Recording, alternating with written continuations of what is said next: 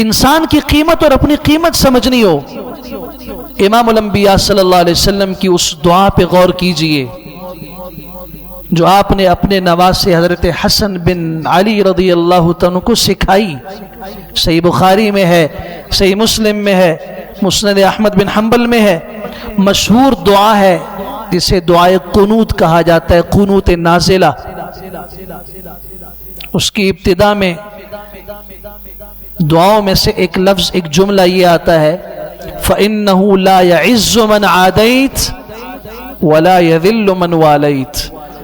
اللہ جسے آپ دوست بنا لیں اسے کوئی ذلیل نہیں کر سکتا، اور جسے آپ اپنا دشمن بنا لیں اسے کوئی عزت نہیں دے سکتا. ایک بچے کو، چھوٹے سے بچے کو آپ علیہ السلام بچپن میں یہ ترغیب اور تعلیم دے رہے ہیں، اور یہی فلسفہ قرآن نے سمجھایا ہے. تُعِزُّ مَن تَشَاءُ وَتُذِلُّ مَن تَشَاءُ. اللہ جسے آپ چاہتے ہیں عزت دے دیتے ہیں، جسے آپ چاہتے ہیں ذلیل کر دیتے ہیں. اور جسے اللہ ذلیل کر دے، سورہ حج کی آیت 18 اٹھا کے پڑھیے وَمَن يُهِنِ اللَّهُ فَمَا لَهُ مِن مُكْرِمٍ. جسے اللہ ذلیل کر دے اسے کوئی عزت نہیں دے سکتا.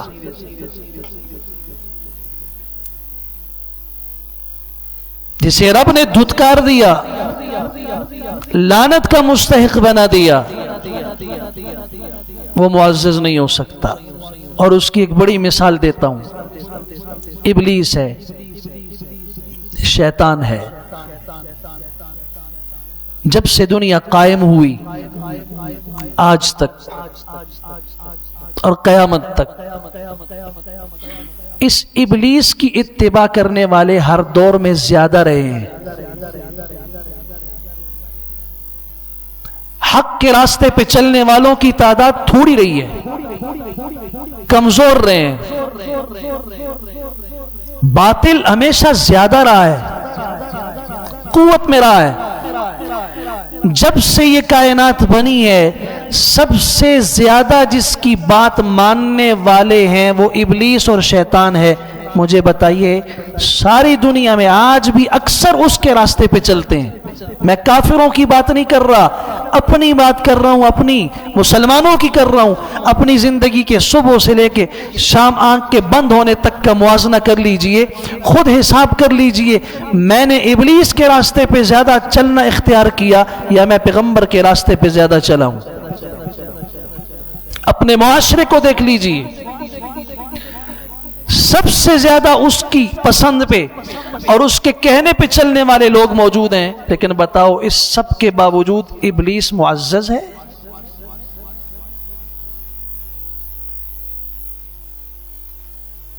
اس کی کوئی عزت ہے؟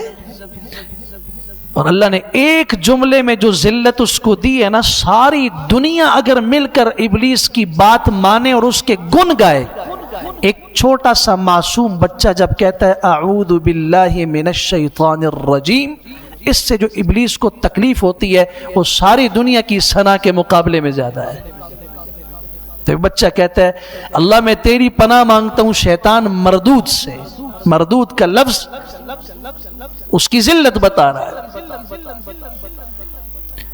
میں بھی اس کی مان رہا ہوں، ساری دنیا مان رہی ہے، مگر کبھی معزز نہیں ہو سکا.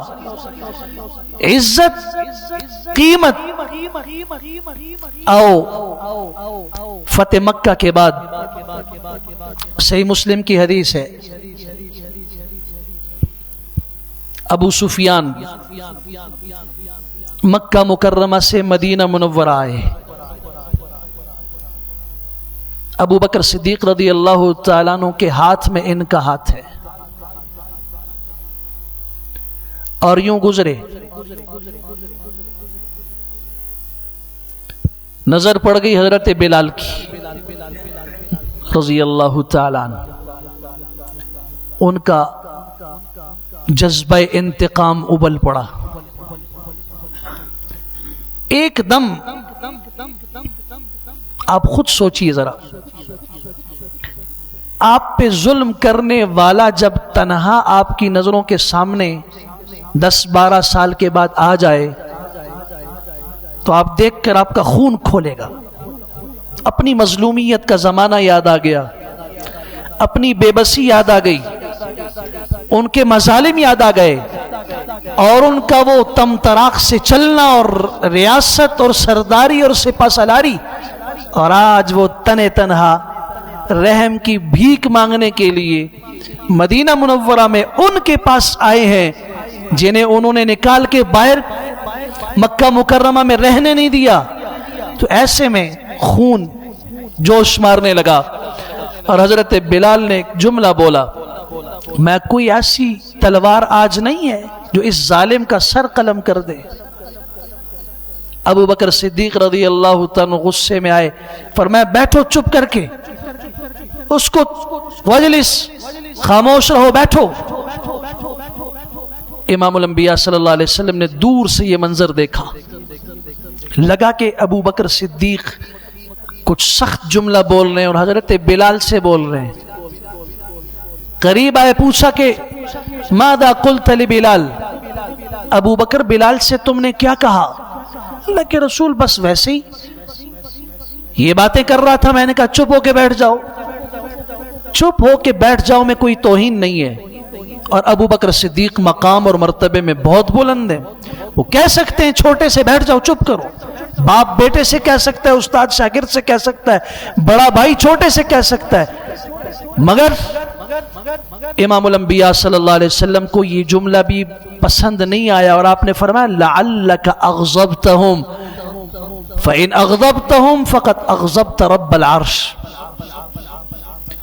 ابو بکر ہو سکتا ہے کہ تم نے ان کو، بلال، عمار اور صہیب کو تکلیف دی ہو، ان کو تم نے غصہ دلایا ہو، اور یاد رکھو اگر وہ غصے میں آ گئے تو رب العرش غصے میں آ جائے گا، جاؤ ان سے معافی مانگو۔ یہ قیمت ہے۔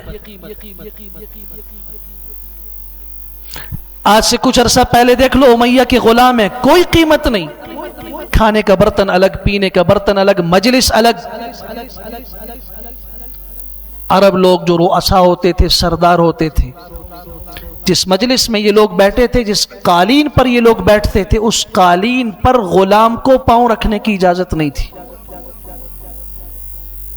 آج بھی دیکھ لیجئے، کوئی امیر شخص ہو، گاڑی میں اس کی سیٹ پر کوئی نوکر بیٹھ جائے، آج کسی افسر کی سیٹ پر کوئی اس کا نوکر بیٹھ جائے، نوکر بھی چھوڑو، جو اس سے درجے میں چھوٹا ہو وہ بیٹھ جائے، اسے برداشت نہیں۔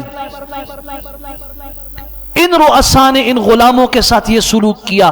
یہ قیمت حضرت بلال کی دنیا والوں کی نظر میں تھی، مگر جب بلال اسلام لائے، قرآن سے تعلق جوڑا، دین کے چھتری کے نیچے آئے، تو پھر اسلام نے جو عزت دی ہے، مؤذن بنایا رسول اللہ صلی اللہ علیہ وسلم کی مسجد نبوی کا، سفر کے بھی مؤذن، حضر کے بھی مؤذن، اور حضور کے زمانے کے 11 مؤذنین میں سب سے بڑے مؤذن جو تھے وہ حضرت بلال تھے۔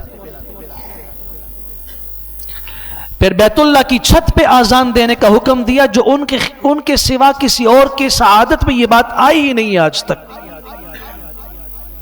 بیت اللہ کی چھت پر بلال نے آذان دی ہے، اور آذان دیتے نیچے دیں گے، مؤذن خانے میں دیں گے۔ پھر وہی بلال ہیں جنہیں رسول اللہ صلی اللہ علیہ وسلم نے فرمایا، صحیح بخاری کے الفاظ ہیں، بلال اپنا عمل تو بتاؤ۔ فجر کی نماز کے بعد آپ نے فرمایا، بلال اپنا عمل تو بتاؤ، کیا ایسا کرتے ہو کہ میں نے جنت میں اپنے سے آگے تمہارے قدموں کی آہٹ سنی ہے؟ فرمایا اللہ کے رسول کو یاد تو نہیں، بلکہ جب وضو کر لیتا ہوں، یہ ہے وضو کر کے اس کے بعد 2 رکعت میسر جو نماز ہوتی ہے وہ پڑھ لیتا ہوں۔ آپ نے فرمایا یہی وجہ ہے، یہ ہے قیمت۔ عبداللہ بن مسعود رضی اللہ عنہ کی سوکھی ہوئی پنڈلیاں، خشک پنڈلیاں، کمزوری کو دیکھ کر صحابہ نے کہا یہ تو ہوا سے بھی اڑ جائے۔ جیسے ہمارے یہاں کہا جاتا ہے داخو بپو کی سروالوزی، اتنا کمزور ہے کہ ہوا سے اڑ جائے گا۔ رسول اللہ صلی اللہ علیہ وسلم نے جملہ سنا، فرمایا تمہیں پتہ ہے عبداللہ کی پنڈلیوں کا وزن میزان میں اور اس ترازو میں جس میں انسانوں کے اعمال تولے جائیں گے، اتنا زیادہ ہے کہ ساری کائنات اٹھا کے ترازو کے ایک پلڑے میں ڈال دی جائے، عبداللہ ابن مسعود کی پنڈلیوں کا وزن اس سے زیادہ ہے۔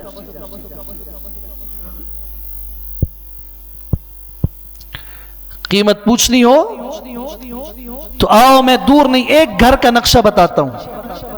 ایک گھر، یہ باپ ہے، رئیس ہے، اور مکہ مکرمہ کا سب سے بڑا رئیس ہے، رئیس الرؤساء اس کو کہا جاتا ہے، اور دنیا اس کو ابو الحکم کہتی ہے، دانائی والا۔ فیصلہ جہاں کہیں نہیں ہوتا تو یہ سارے کہتے ہیں کہ ہمارا فیصلہ ابو الحکم کرے گا، اس کی بات پتھر پہ لکیر ہے، اس کا فیصلہ سب مانتے ہیں، مگر اسلام اور حق کے راستے کی مخالفت کی بنیاد پر رسول اللہ صلی اللہ علیہ وسلم نے فرمایا تم اسے ابو الحکم کہتے ہو، میں اسے ابو جہل کہتا ہوں۔ کائنات کا اس سے بڑا جاہل کوئی نہیں، اور میری امت کا فرعون کسی نے دیکھنا تو اسے دیکھے۔ فیصلوں والا دنیا کہتی ہے، مگر آج کوئی اسے ابو الحکم کے نام سے یاد نہیں رکھتا، ساری دنیا اسے ابو جہل کہتی ہے، اور بہت سارے لوگوں کو نام کا بھی پتہ نہیں ہوگا کہ ابو جہل کا نام کیا تھا۔ قرآن مجید کی متعدد آیات اس کی مذمت میں، مگر اس کا بیٹا ہے اکرمہ، فتح مکہ کے موقع پر مکہ چھوڑ کے بھاگ گئے، اس ڈر سے کہ اب مسلمان اپنا انتقام لیں گے، اور انتقام نہ بھی لیا تو ہم تو رئیس لوگ تھے، رئیس زادے تھے، آج مسلمانوں کے سامنے ہم چلیں گے تو ہم یہ بلال اور اس قسم کے لوگ جو ہمارے غلام تھے یہ ہمارے سامنے کھل کے پھریں گے اور ہماری نظریں نیچے ہوں گی، یہ ذلت کی زندگی ہے، اس سے بھاگنا بہتر ہے۔ مکہ کو چھوڑ دیا، کشتی میں سوار ہوئے، جدہ کے ساحل سے یمن کی طرف جانے کا فیصلہ کیا۔ ادھر رسول اکرم صلی اللہ علیہ وسلم نے سب کی معافی کا اعلان کر دیا۔ ان کی بیوی دوڑتی ہوئی آئیں، میرا شوہر اکرمہ بھی معاف ہو جائے گا؟ آپ نے فرمایا ہاں، اس کے لیے بھی معافی ہے، آپ کوئی نشانی دیجئے میں اسے لے کر آؤں۔ آپ نے اپنی چادر دی، اپنی چادر دی، یہ لے جاؤ، اسے جو بھی مسلمان دیکھے گا کچھ نہیں کہے گا۔ یہ خاتون تنے تنہا جدہ کے ساحل پہ پہنچی ہیں، بندرگاہ پہ پتہ چلا کہ وہ لوگ نکل گئے، یہ وہاں انتظار میں رہی۔ رب کی شان، طوفان آیا اور اس نے اس کشتی کو گھیرے میں لیا۔ اس وقت لات، منات، حبل، عزا سب بھول گئے، سب کہتے ہیں لئن انجیتنا من هذه لنکونن من الشاکرین، اللہ اگر آج تو نے ہمیں نجات دی اس مصیبت سے تو ہم شکر گزار بن کے زندگی گزاریں گے۔ اس وقت ان سے بحث ہوئی، یہی اکرمہ ہے ابو جہل کے بیٹے، یہ کہنے لگے ہمارا اور محمد کا جھگڑا تو یہی تھا صلی اللہ علیہ وسلم، وہ کہتے ہیں کہ اللہ ہے، ہم کہتے نہیں ہمارے لات منات یہ بھی ہیں، آج جب ہم سب پہ مصیبت آ گئی تو تمہاری زبانوں سے لات کا لفظ کیوں نہیں نکلتا، منات کا لفظ کیوں نہیں نکلتا، آج تم حبل کو کیوں نہیں پکارتے، آج عزا کے نام کی دعائیاں کیوں نہیں دیتے؟ پتا چلا کہ محمد ٹھیک کہتے ہیں صلی اللہ علیہ وسلم، اور یہ کہتے ہیں اگر میں آج زندہ رہا تو مجھے اللہ کی قسم میں ان کے قدموں میں جاؤں گا، ان کا کلمہ پڑھوں گا، آگے جانے کا رستہ نہیں۔ مصیبت زیادہ بڑی، یہ واپس آئے، بیوی انتظار کر رہی تھی، اس نے وہ کرتا دکھایا، آپ کی معافی کا اعلان ہو چکا ہے۔